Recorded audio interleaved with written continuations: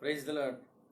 ప్రభునందు ప్రియమైన వర్లారా, దేవుని మహాకృపను బట్టి మనం మరొకసారి ఇలాగున ఆన్లైన్లో ప్రభు వాక్యాన్ని ధ్యానం చేసుకోవడానికి ప్రభు మనకి ఇచ్చిన అవకాశాన్ని బట్టి ప్రభుకే స్తుతులు స్తోత్రాలు చెల్లిస్తూ ఉన్నాను.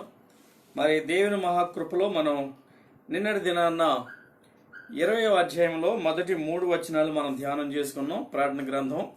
మరి ఈనాడు 4, 5, 6 వచనాలు మనం ధ్యానం చేసుకుందాం. అంతటా సింహాసనములను చూచితిని, వాటి మీద ఆసీనులైన వారికి విమర్శ చేయుటకు అధికారం ఇయ్యబడును. మరియు క్రూర మృగమునకైనను దాని ప్రతిమకైనను నమస్కారము చేయక తమ నొసలు యందు గాని చేతులు యందు గాని దాని ముద్ర వేయించుకొనని వారిని యేసు విషయమై తాము ఇచ్చిన సాక్ష్యము నిమిత్తమును దేవుని వాక్యము నిమిత్తమును శిరచ్ఛేదనం చేయబడిన వారి ఆత్మలను చూచితిని. వారు బ్రతికిన వారై 1000 సంవత్సరములు క్రీస్తుతో కూడా రాజ్యము చేసిరి. ఆ 1000 సంవత్సరములు గడచు వరకు కడమ మృతులు బ్రతకలేదు. ఇదియే మొదటి పునరుద్ధానము. ఈ మొదటి పునరుద్ధానంలో పాలుగలవారు ధన్యులను పరిశుద్ధులైందురు. ఇట్టివారి మీద రెండవ మరణమునకు అధికారం లేదు. వీరు దేవునికిని క్రీస్తుకును యాజకులై క్రీస్తు కూడా 1000 సంవత్సరములో రాజ్యము చేయుదురు. ప్రార్థన చేసుకుందాం. ప్రేమగల ప్రభువా, కృపగల మా పరలోకపు తండ్రి, మరొకసారి నీ పరిశుద్ధ పాదములకు స్తుతులు స్తోత్రాలు చెల్లిస్తూ ఉన్నాం. ఈ శ్రేష్టమైన సమయాన్ని మాకిచ్చి నీ వాక్యమును ధ్యానం చేసుకునే ధన్యతను కూడా మాకు ఇచ్చినందుకు మీకు వందనాలు. కొన్ని కారణాల వల్ల ప్రభా ఆలస్యమైనను మీరు కృప చూపినందుకే నీకు స్తోత్రాలు చెల్లిస్తూ ఉన్నాం. ఈ ప్రార్థన గ్రంథంలో మా ప్రభా మరి మేము ముగింపుకు వస్తూ ఉంటుండగా నీ మర్మములు మరింత తేటగా మాకు వివరించి మీరే మహిమ పొందుకోమని, మీ సన్నిధి మాతో ఉంచమని, మీ కృపను మా పక్షంగా విస్తరింప చేయమని త్వరలో మా కొరకు తిరిగి రాబోతున్న యేసుక్రీస్తు నామములో ప్రార్థించి వేడుకుంటున్నాము తండ్రి, ఆమేన్. ప్రభు యొక్క మహిమను మనం గుర్తు చేసుకోవలసిన వారమేంటున్నాం. ఈ కాలంలో, ఈ సమయంలో దేవుడు తన మహాకృపను బట్టి ఆయన రాజ్య పాలన విషయం మనకి ప్రస్తావిస్తూ ఉన్నాడు. అదేమనగా మనం గమనించినట్లయితే పైన 2వ వచనంలో సాతానును దేవుడు బంధించాడు. ఆ సాతానుకు సహకరించినటువంటి క్రూర మృగాన్ని, అబద్ధ ప్రవక్తను మండుచున్న అగ్నిగుండములో వేసినట్లు మనం 19వ అధ్యాయము 20వ వచనం చూసాం. చూడండి, అప్పుడు ఆ మృగమును దాని ఎదుట సూచక్రియలు చేసి దాని ముద్రను వేయించుకున్న వారిని, ఆ మృగపు ప్రతిమకు నమస్కరించిన వారిని మోసపరచిన ఆ అబద్ధ ప్రవక్తయు పట్టబడి వారిద్దరూ గంధకముతో మండుచున్న అగ్నిగుండములో ప్రాణముతోనే వేయబడిరి. కాబట్టి ఆ ఇద్దరు వ్యక్తులు, క్రూర మృగము, అబద్ధ ప్రవక్త, వీరు అగ్నిగుండంలో వేయబడ్డారు. అంతేకాదు ప్రియమైన వాళ్ళారా, అగాధములో నుంచి మరి ఒక క్రియ జరిగినట్టు మనం చూస్తున్నాం. మరియు పెద్ద సంఖ్యలను చేతబట్టుకుని అగాధం యొక్క తాళపు చెవి గల ఒక దేవదూత పరలోకం నుండి దిగివచ్చుడ చూచితిని. 20వ అధ్యాయం 1వ వచనంలో ఈ సాతానును బంధించి ఆ మరి భయంకరమైనటువంటి మోసపూరితమైన కార్యాలకు అడ్డుకట్ట వేయడానికి దేవుడు ఆ పని దూతకు అప్పగించినట్టుగా మనం చూస్తా ఉన్నాం. ఆ దూత పాతాళము, భూమిలో ఉన్నటువంటి ఒక గుహ, ఈ పాతాళంలో వాడిని బంధించడానికి ప్రభు సన్నద్ధమయ్యాడు. పాతాళంలో అపవాదిని బంధించాలి.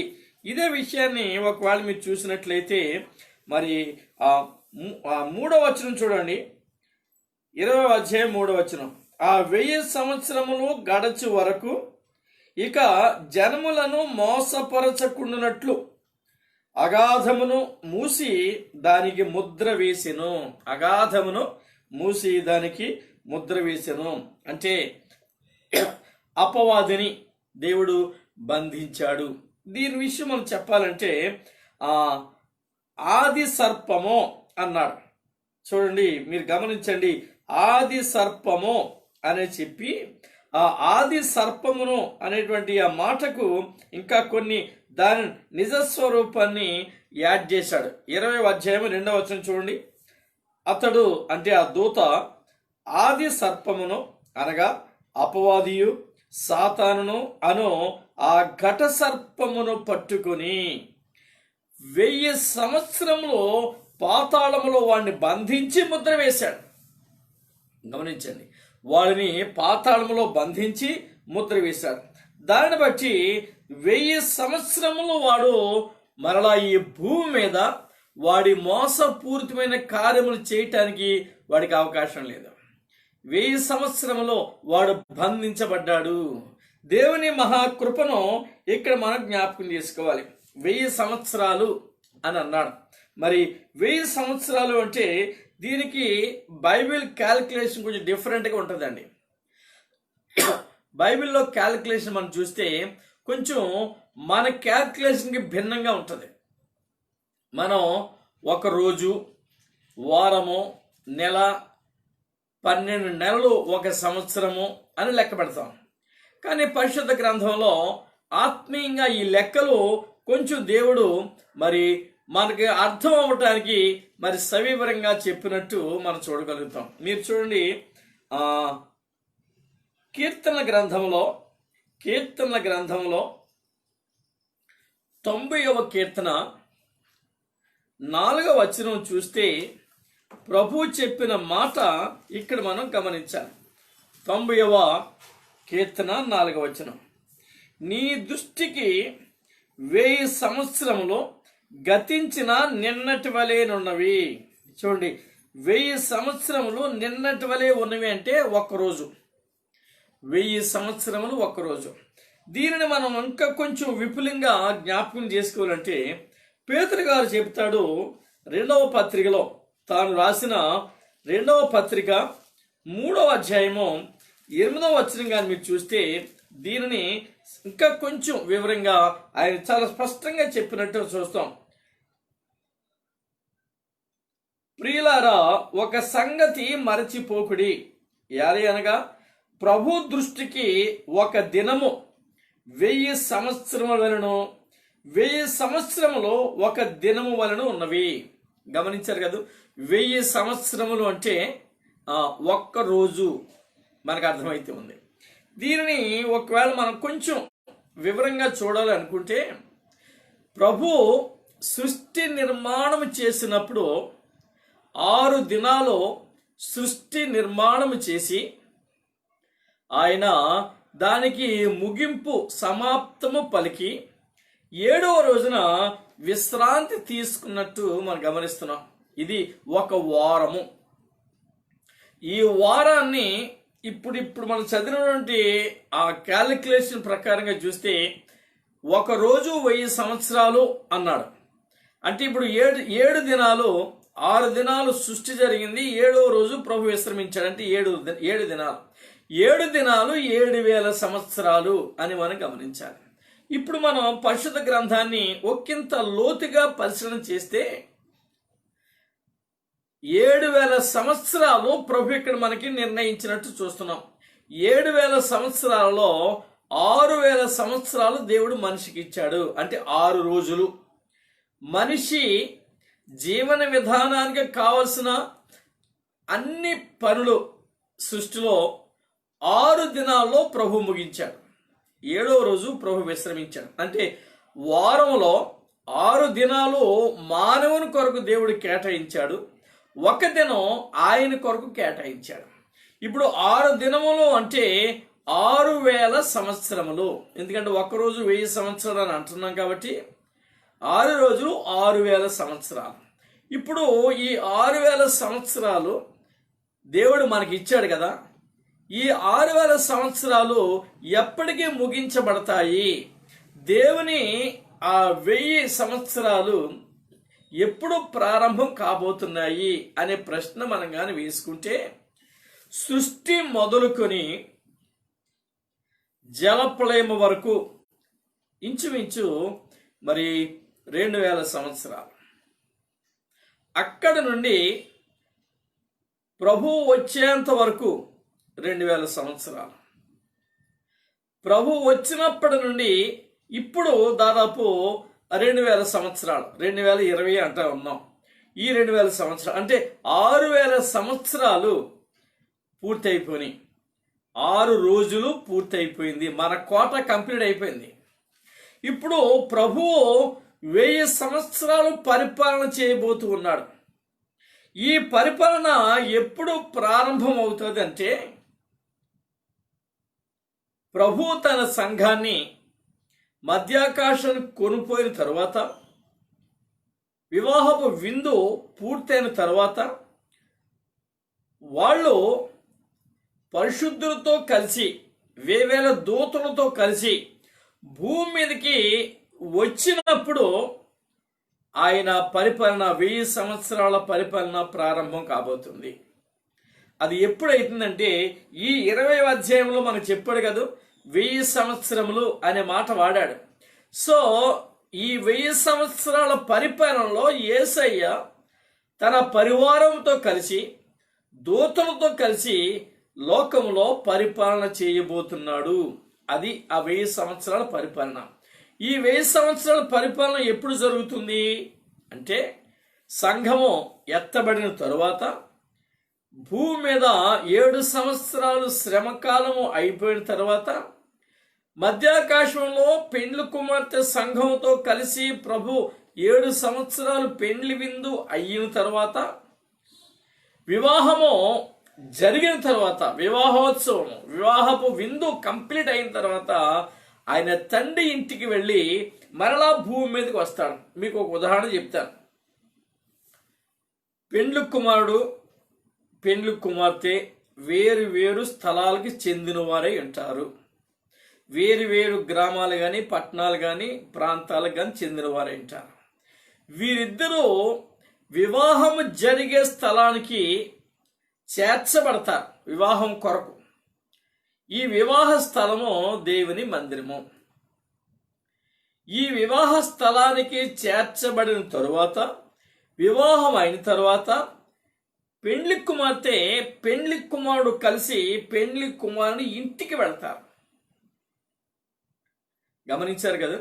అలానే పెండ్లి కుమార్తె సంఘము, పెండ్లి కుమారుడని యేసయ్య, వీరి వివాహ స్థలం మరి లోకానుసారంగా వివాహం జరిగే స్థలం మందిరం కనుక, వీరిద్దరి వివాహ స్థలం మరి మధ్యాకాశం.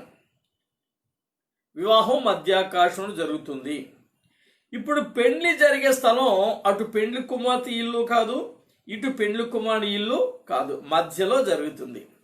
అలానే మధ్యలో వివాహం జరిగిన తరువాత, ఆ వివాహం అయిన తదనంతరం పెండ్లి కుమారుని ఇంటికి, తండ్రి ఇంటికి వెళ్ళవలసి ఉంది. ఉదాహరణకి ఇస్సాకు వివాహం నిశ్చయమైన తర్వాత, ఇస్సాకు పొలములో ప్రార్థన చేస్తుంటుండగా, పొలములో ఉంటుండగా రిబక్కాను అతడు చూచి, రిబక్కా వెంటనే ముసుగు వేసుకుని అతన్ని గౌరవించింది. వివాహం అయిన తర్వాత ఆ రిబక్కాను తీసుకుని శారా గృహంలోనికి వెళ్ళినట్టు చూస్తున్నాం. అంటే పెండ్లి కుమారుని ఇంటిలోనికి వెళ్ళారు. అలానే ఇప్పుడు ఈ పెండ్లి సంఘము మరి పెండ్లి కుమారుడు యేసుక్రీస్తుకు, పెండ్లి కుమార్తె సంఘానికి వివాహం అయిన తరువాత వీరు తండ్రి ఇంటికి వెళ్తారు. తండ్రి ఇంటికి వెళ్ళి తిరిగి ఈ భూమి మీదకి 1000 సంవత్సరములు పరిపాలన చేయడానికి తిరిగి వస్తారు.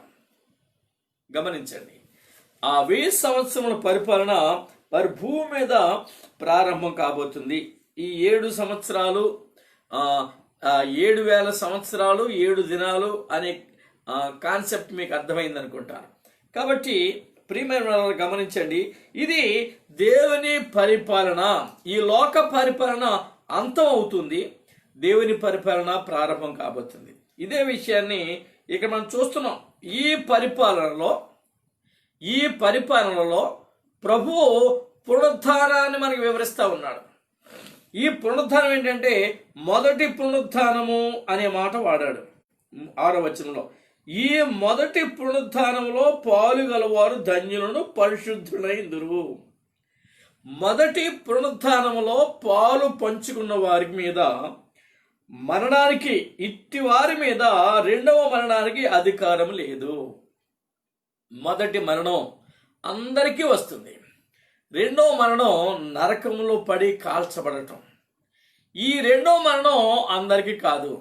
ఎవరు అవిధేయులై అపవాదిని అనుసరించి అపవాది ఉచ్చులో పడి దేవునికి దూరమై ప్రభు చిత్తాన్ని గమనించలేదో వారికి ఈ యొక్క మరణం, రెండవ మరణం వారి మీద అధికారం కలిగి ఉంది. కాబట్టి ప్రియమైన వర్లారా, మీరు గమనించండి, ఇక్కడ ఈ 1000 సంవత్సరాల పరిపాలన చేస్తూ ఉన్నప్పుడు దేవుని పరిచయ కొరకు, ప్రభు యొక్క వాక్యము కొరకు, సాక్ష్యము కొరకు ఈ అపవాది ముద్ర వేయించుకోనందువలన, అపవాదికి లోబడనందువల్ల, అపవాదికి నమస్కరించనందువల్ల వీరు శిరచ్ఛేదం చేయబడిన వారు కొందరున్నారు. వీరు పునరుద్ధరణలు అవుతారు. వీరు కూడా పునరుద్ధరణలై ప్రభుతో కలిసి 1000 సంవత్సరములు పరిపాలన చేస్తారు.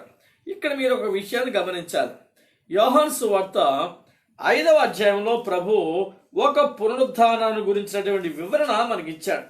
ఏమి ఈ పునరుద్ధానం అంటే 5వ అధ్యాయం, యోహాను సువార్త 5వ అధ్యాయం 27, 28, 29 వచ్చిన. మరియు ఆయన మనుష్య కుమారుడు గనుక తీర్పు తీర్చుటకు తండ్రి అధికారం అనుగ్రహించెను.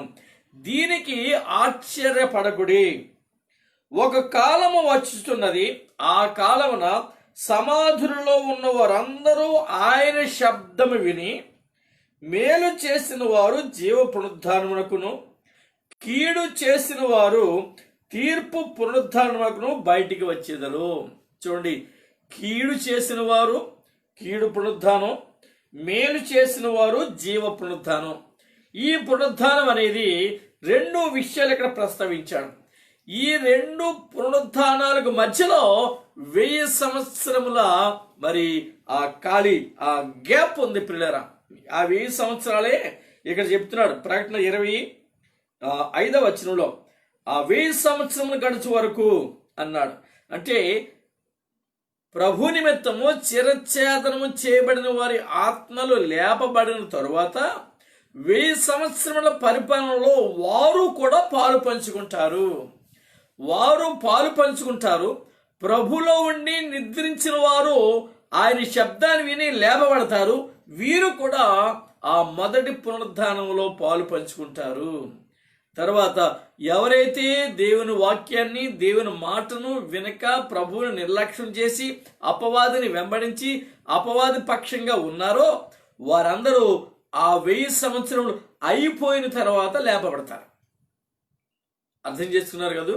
కాబట్టి ఈ 1000 సంవత్సరాల్లో ఎటువంటి పరిస్థితులు నెలకొంటాయి? ఈ 1000 సంవత్సరాల్లో ఎటువంటి పరిస్థితులు నెలకొంటాయంటే పరిశుద్ధులు ఆయనతో కూడా రాజ్యం చేస్తారు. ఈ పరిశుద్ధులు ఆయనతో కూడా రాజ్యం చేస్తారు అనే విషయాన్ని మనం గమనించాలి. 6వ వచనంలో చెప్పాడు, ఈ మొదటి పునరుద్ధానంలో పాలుగలవారు ధన్యులను పరిశుద్ధులైందురు. కనుక ఈ మొదటి పునరుద్ధానములో ఆ పెండ్లి కుమార్తె సంఘములో చేర్చబడినటువంటి వారు జీవ పునరుద్ధానానికి లేపబడిన వారిలో ఉంటారు. కనుక మనం కూడా ఆ గుంపులో ఉంటే మన ధన్యులం. అటువంటి పునరుద్ధానాన్ని కలిగిన వారు దేవుని రాజ్యములో ప్రవేశించేవారు అంటారు. అందుకని ప్రియమైన వాళ్ళారా, మీరు గమనించండి, ఇక్కడ ఇన్ని ఆత్మీయ సత్యాన్ని ప్రభు వివరిస్తూ మనం తెలియపరుస్తున్న విషయాలు ఏంటంటే అపవాదిని, క్రూర మృగాన్ని, ఆ ఆది ఘట సర్పాన్ని, అబద్ధ ప్రవక్తను ఆయన బంధించాడు. ఎప్పుడైతే వీరు బంధించబడ్డారో భూమి మీద సమాధానం, నెమ్మది నెలకొన్నాయి. భూమి మీద ఎటువంటి అలజడి, ఎటువంటి వేదనకరమైన సంగతులకు తావులేదు, ఎటువంటి అరాచకాలకు తావులేదు. ప్రభువే ఆయన ఈ లోకాన్ని పాలిస్తూ ఉన్నాడు కనుక 1000 సంవత్సరాల పాలన ఆయన పాలిస్తాడు కనుక ఇటువంటి వేదనకరమైన పరిస్థితులు లేవు. పరిశుద్ధులు లేపబడతారు, వారు రాజ్య పాలన చేస్తారు. చూడండి, కొరింథీ సంఘానికి రాసిన మొదటి పత్రికలో 6వ అధ్యాయము 2వ వచనం చూస్తే ప్రభు చెప్పిన మాట మరి చాలా చక్కగా మనకు వివరించాడు. పరిశుద్ధులు లోకమునకు తీర్పు తీర్చుదరని మీరు ఎరుగరా? పరిశుద్ధులు లోకమునకు తీర్పు తీర్చుతారు, మీరు ఎరగరా అని పౌలు గారు ప్రశ్నిస్తున్నాడు. కాబట్టి ఆ తీర్పు జరిగే సమయంలో, అది మనకి 7వ వచనం నుంచి తర్వాత మనకు వస్తుంది ఆ తీర్పు విధానం. ఇప్పుడు మన తీర్పు వరకు వెళ్ళలేదు, కానీ ఆ తీర్పు తీర్చే అధికారం ప్రభు ఎవరికి ఇచ్చాడంటే పరిశుద్ధులకు ఇచ్చాడు. నిజానికి అపవాది పాతాళములో వేయబడుతున్నప్పుడు వాడికి భయం, ఆందోళన ఎక్కువ. నేను మీకు చెప్పాను, శానా దెయ్యం పాతాళానికి నెట్టివేయబడుతుంటుంటే వాడు దండం పెట్టాడు, అయ్యా పాతాళానికి పంపొద్దు, అదిగో ఆ పందుల మందులు నన్ను పంపు అన్నాడు. మీకు నిన్న ఈ విషయం మీకు జ్ఞాపకం చేశాను. లూకా సువార్త 16వ అధ్యాయము 23వ వచనం చూస్తే మీకు ఈ విషయం తెలుస్తుంది. ఆ స్థలం ఎవరి కొరకంటే అపవాది కొరకు, దేవుని నామాన్ని అవమానపరిచిన వారి కొరకు, ప్రభు చిత్తాన్ని గ్రహించక దేవదూతల సహితము ఆయన తీర్పుకు లోను కావలసిన వారే అని చెప్పే సందర్భంలో వారి కొరకు ఆ స్థలాన్ని దేవుడు ఏర్పరిచాడు. అగాధం అన్నాడు. అలానే యోధా పత్రికలు కూడా 6వ వచనంలో ఈ మాట చెప్పాడు. మరియు తమ ప్రధానత్వమును నిలుపుకొనక తమ నివాస స్థలమును విడిచిన దేవదూతలను మహాదినమున జరుగు తీర్పు వరకు కటిక చీకటిలో నిత్య పాశ్యములతో ఆయన బంధించి భద్రము చేసెను. దేవదూతల సహితము పాపం చేసినప్పుడు ఆయన విడిచిపెట్టలేదు. కటిక చీకటిలో, అగాధములో, నిత్య పాశ్యములో వారిని బంధించి ఉంచాడు. ప్రియమైన వాళ్ళరా, అట్లాంటి బంధకాల్లో, అలాంటి అగాధములో ఇప్పుడు ఈ సాతాను అనగానే దేవుడు ఇక్కడ వీడికి అపవాదని, సాతానని, ఆది ఘట సర్పమని వాడికి పేరు పెట్టాడు. వీడికి ఆ అగాధములో పడవేయబడ్డాడు, అక్కడ బంధించబడ్డాడు. పడవేయబడి మూత కూడా వేశాడు. దానికి అగాధానికి మూత వేయబడింది.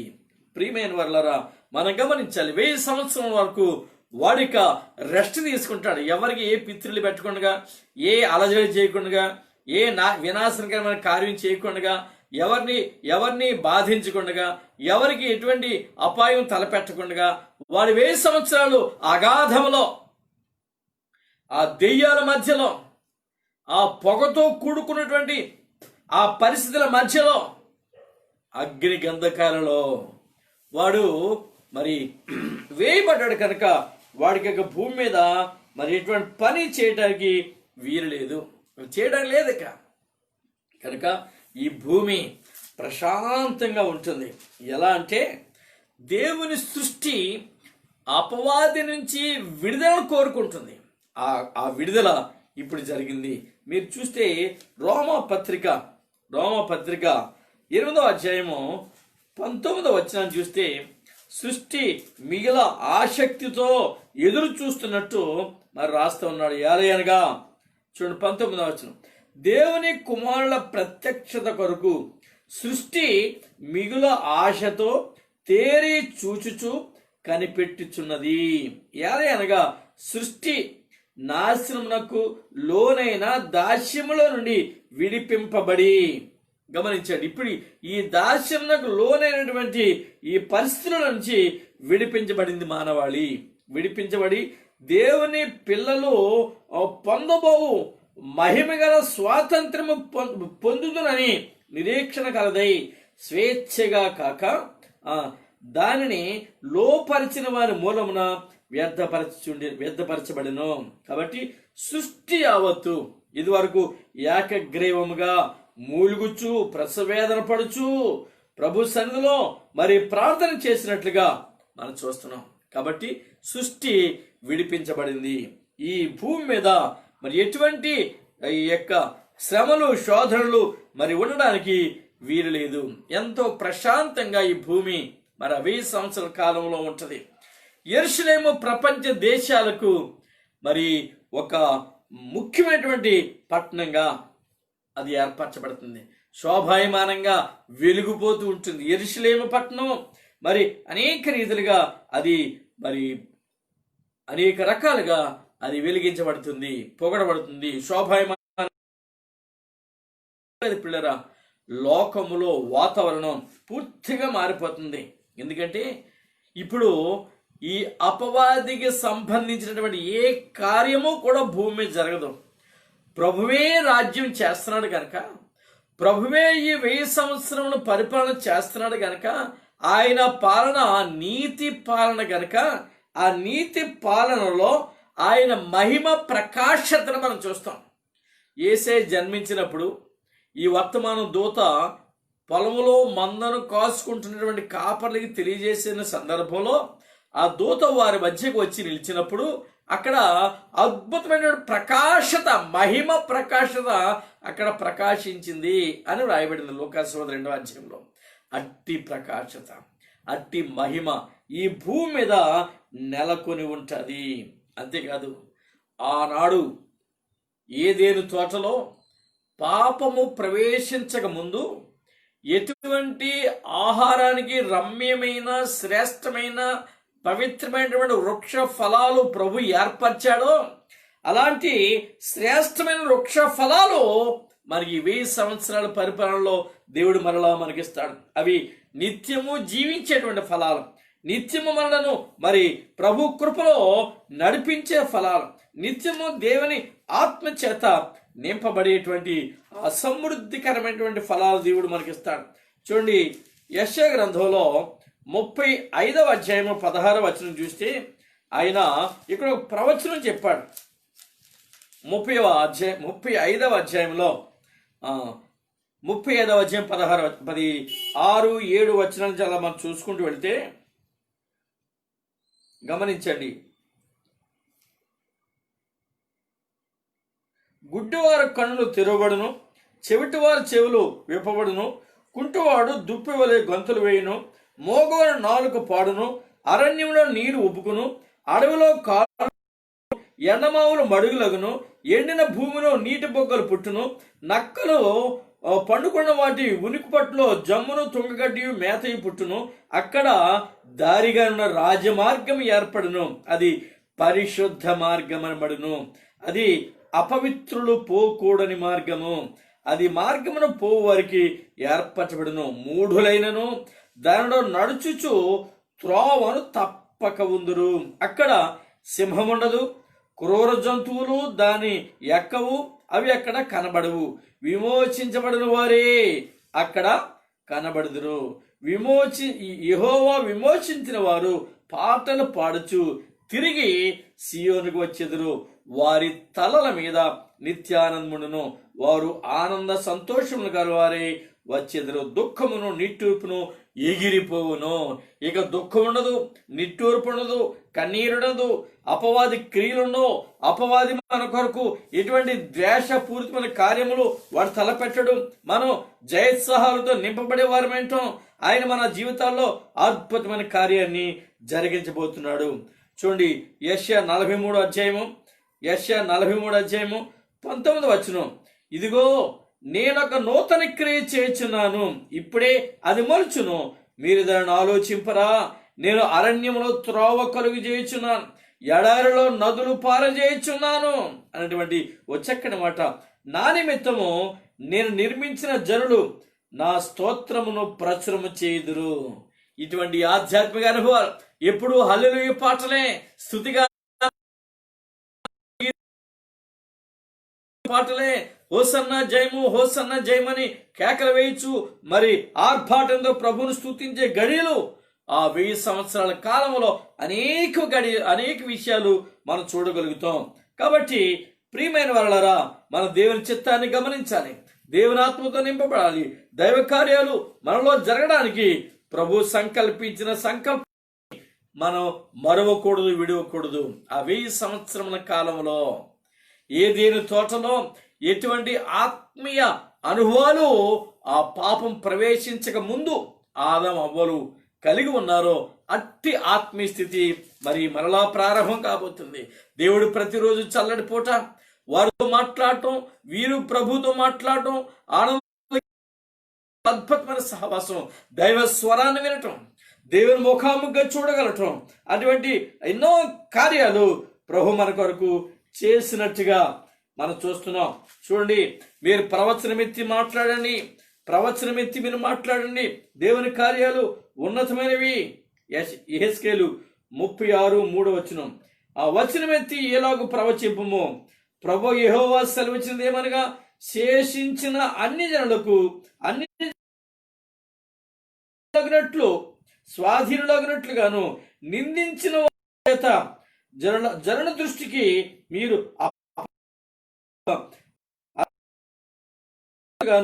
నలుదిక్కుల మీ శత్రువులు మిమ్మల్ని పట్టుకుని ఆశించి మిమ్మల్ని పాడు చేసి ఉన్నారు.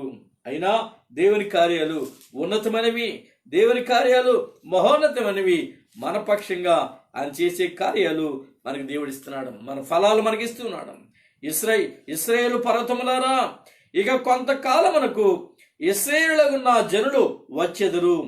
మీరు చిగురు పెట్టి వారి కొరకు మీ ఫలములు ఫలించుదురు. ఇక మీకు చిగురు పెట్టి దేవుని ఫలాలు ఫలించడానికి ఎంత ఆత్మీయ వాతావరణాన్ని ప్రభు అక్కడ ఏర్పరుస్తున్నాడో మీరు గమనించండి.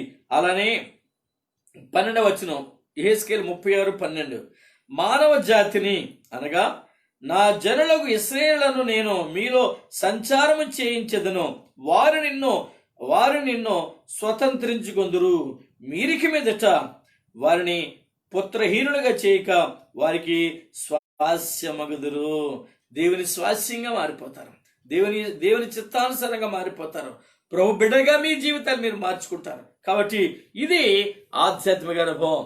అలానే ప్రియమైన వాళ్ళరా, జంతువులకు మరలా ప్రభు ఆధ్యాత్మిక స్థితిని ఇస్తున్నాడు. ఆ దినాన్న ఏదైనా తోటలో ఎన్ని జంతువులు, ఎన్ని జీవులు, ఎన్ని రకాలుగా ప్రభువుని కొనియాడి దేవుని వాక్యం లోబడి ప్రభు ఇచ్చినటువంటి ఆధ్యాత్మిక ఆ యొక్క మరి పరిస్థితుల్ని అవి పొందుకున్నాయో, అలానే ఇప్పుడు కూడా అటువంటి ఆత్మీయత పశువృక్షాలకు కూడా, పశువులకు, వృక్షాలకు, మానవాళికి కూడా అటువంటి ఆత్మీయత మరి దొరుకుతుంది. ఇంకో విషయాన్ని గమనించండి. ఉగ్రత దినమున దేవుడు తేజోహీనమైనటువంటి సూర్య చంద్ర నక్షత్రాలను, ఈ శ్రమ కాలంలో సూర్యుడు వెలుగును కోల్పోయాడు, చంద్రుడు వెలుగును కోల్పోయాడు, నక్షత్రాలు వెలుగును కోల్పోని. కాబట్టి అలా తేజోహీనమైన సూర్య చంద్ర నక్షత్రాదులు మరలా తేజోమయులుగా మార్చబడతారు. ఆ 1000 సంవత్సరాల పరిపాలన కాలంలో వారు ప్రజ్వలిల్లేవారు అంటారు. వారు దేవుని కొరకు వికసించేవారు అంటారు. వారు దేవుని కొరకు అనేకమైనటువంటి ఆధ్యాత్మిక అనుభవాలలో ఎదిగి వెళ్ళగలిగేవారు అంటారు. అది ప్రజ్వలిల్లే జీవితం. దేవుని కొరకు మరి చక్కగా ప్రజ్వలిల్లి ప్రభు చిత్తాన్ని గుర్తించగలిగేవారంటారు. అలా మనం గమనించాలి. అలానే ఆ 1000 సంవత్సరాల కాలంలో కలహాలుండవు, కక్షలుండవు, భేదాలుండవు, యుద్ధాలుండవు, ఆ పోరాటాలుండవు. అంతా శాంతి సమాధానాలే, అంతా దేవుని కృపలో ఎదిగే పరిస్థితులే. కాబట్టి మనుష్యుల జీవన విధానానికి వస్తే, ఆయుష్కు వస్తే, ఇప్పుడు మనం వాక్యానుసారంగా చూస్తే మరి దేవుడు మనకి ఇచ్చిన ఆయుష్ 70 సంవత్సరాలు అన్నాడు కీర్తన గ్రంథంలో. మరి అధిక బలం ఉంటే 80 సంవత్సరాలు అన్నాడు. కానీ ఆదాము నాటి కాలంలో 100 సంవత్సరాలు బ్రతికారు. అబ్రహాము 175 సంవత్సరాలు బ్రతికాడు. ఇలా మన పూర్వీకులు 100 కొలది సంవత్సరాలు వారు బ్రతికారు. అలానే మనము కూడా అటువంటి ఆత్మీయ ఆధిక్యత కలిగి 100 కొలది సంవత్సరాలు మరి మానవులు బ్రతికి ప్రభువును కొనియాడి ఆనందింపజేసేటువంటి పరిస్థితులు భూమి మీద కలగబోతున్నాయి. మానవులు ప్రభుని స్తుతిస్తారు, కొనియాడతారు, ఆరాధిస్తారు. మీరు లూకాసు 2:14 ఎటువంటి ఆరాధన జరిగిందో చూశారు. సర్వోన్నతమైన స్థలములలో దేవునికి మహిమయు, ఆయనకి ఇష్టమైన మనుషులకు భూమి మీద సమాధానం అన్నారు. అటువంటి ఆధ్యాత్మిక గీతికలు ఆ 1000 సంవత్సరాల కాలంలో వినబడతాయి.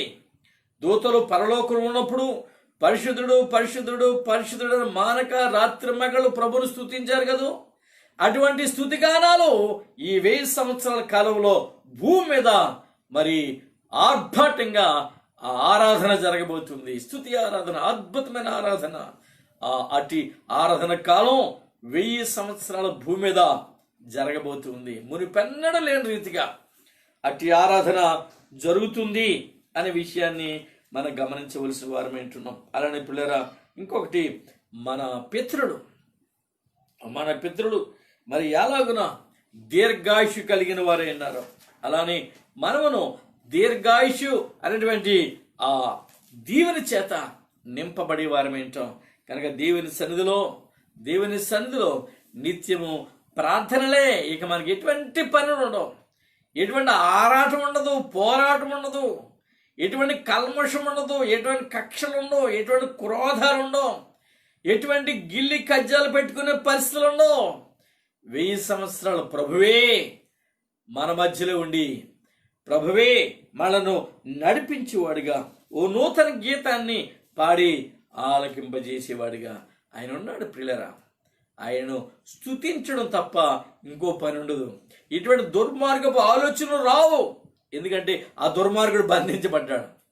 ఎటువంటి పోరాటాలు యుద్ధాలు జరగవు, ఎందుకంటే అటువంటివి ప్రోత్సహించేవాడు, పురుకొల్పేవాడు బంధించబడ్డాడు, అగాధములో వాడు వేయబడ్డాడు. ఇక మనకి సంతోషము, సమాధానము, శాంతి, నెమ్మది ఇటువంటి వాతావరణమే తప్ప మరి ఎటువంటి అపవాది సంబంధమైనటువంటి పరిస్థితులు మనకి ఉండవు. ప్రియమైన వాళ్ళారా, ఈ యుగం అని మన బైబిల్లో చాలా యుగాల గురించి మనం చూస్తాం. ముఖ్యంగా 7 యుగాలు. ఈ 7 యుగాల గురించి మరి చిన్నగా మీకు కొన్ని మాటలు చెప్తాను, గమనించండి. అమాయక యుగం అన్నారు, ద డిస్పెన్సేషన్ ఆఫ్ ఇన్నోసెన్స్. అమాయక యుగము ఇది ఎప్పుడంటే ఆదికాండం 1వ అధ్యాయంలో 28వ వచనంలో ప్రభు మనకు దీవించాడు, ఆశీర్వించాడు. ఈ ఆశీర్వాదం మీరు ఫలించండి, అభివృద్ధి పొందండి, భూమిని నింపండి అనేటువంటి దీవెన ఎప్పుడు ఇచ్చాడో అక్కడ నుంచి ఈ అమాయకపు యుగం, ది డిస్పెన్సేషన్ ఆఫ్ ఇన్నోసెన్స్ ప్రారంభమైంది.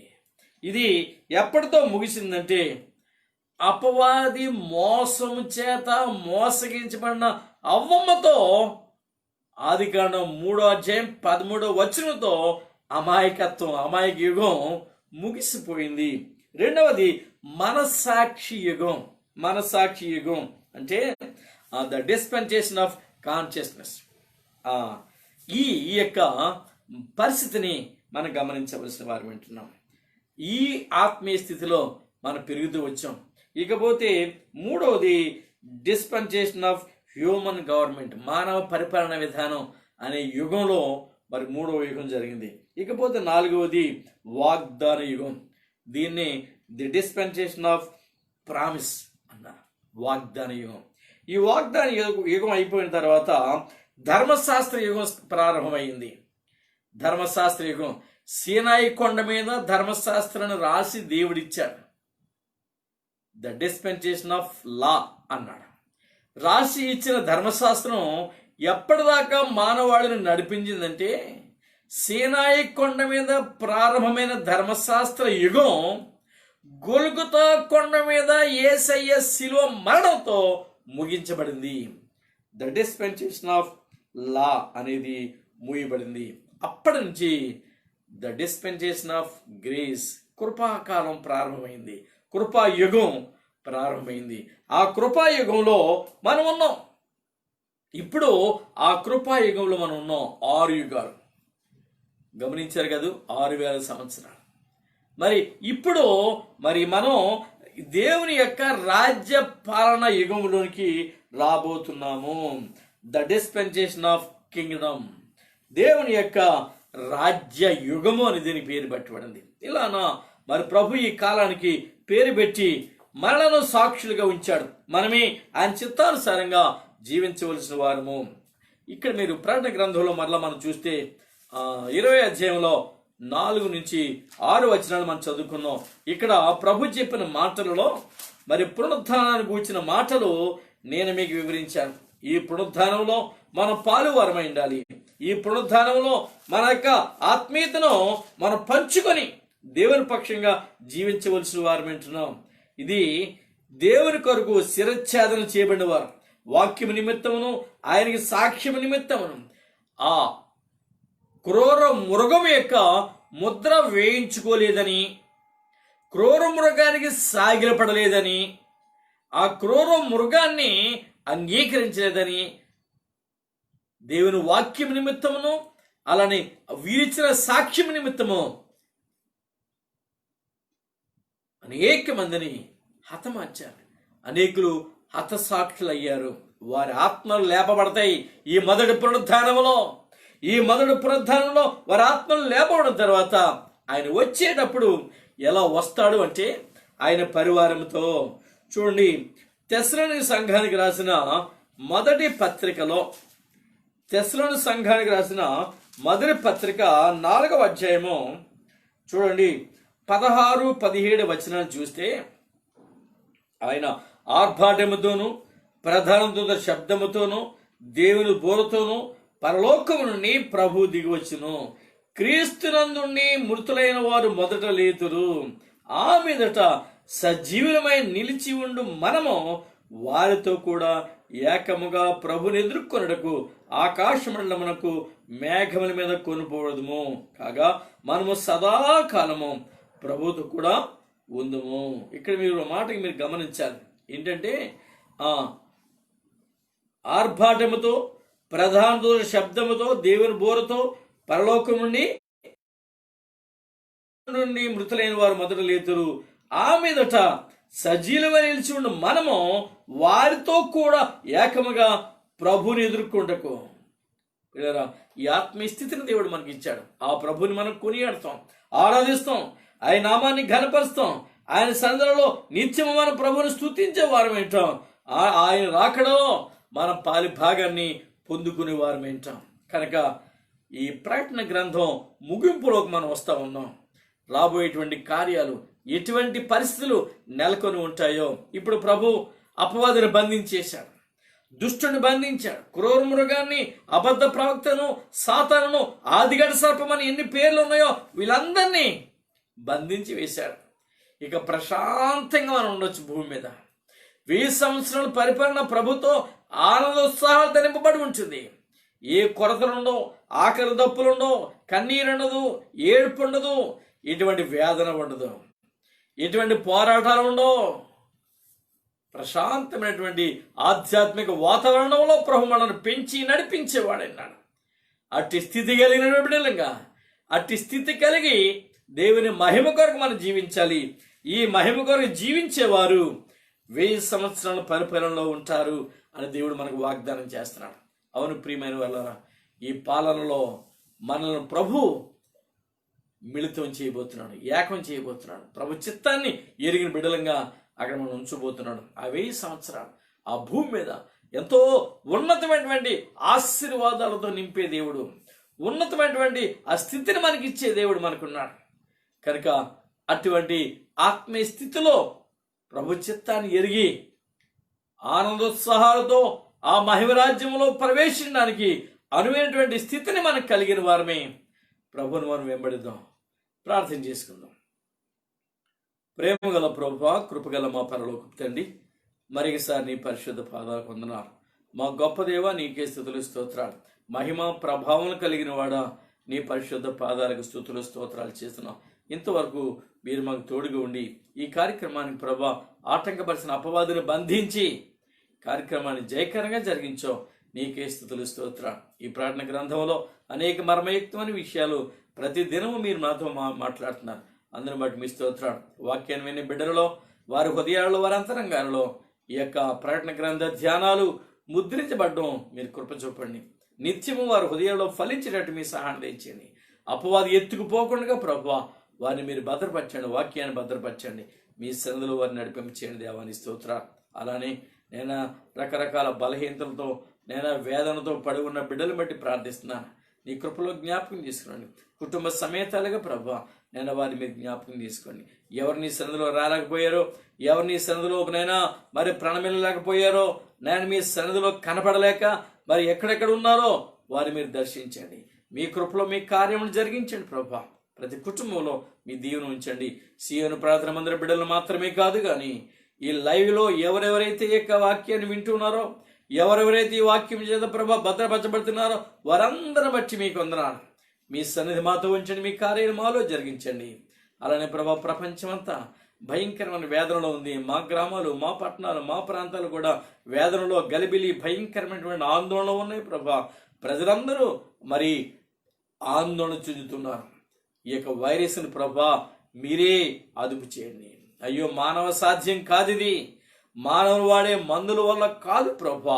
అయ్యా మీరే దీన్ని అదుపు చేయండి, కృప చూపండి. అలానే మాకు తెలిసిన ప్రియులు, మావారు, మేము ఎరిగిన వారు ఎవరెవరైతే ప్రభా ఈ కరోనా బాధన పడి బాధపడుతున్నారో, వేధించబడుతున్నారో అయ్యా వారిని మీరు దర్శించండి. వారు తీసుకున్నటువంటి మెడికేషన్ పనిచేయలేగన మీ రక్త పురక్షణతో వారిని కడిగి శుభ్రపరిచి శుద్ధీకరించి నీ కార్యాలు జరిగించండి. అలా ప్రభా మమ్మల్ని కూడా జ్ఞాపకం తీసుకోండి.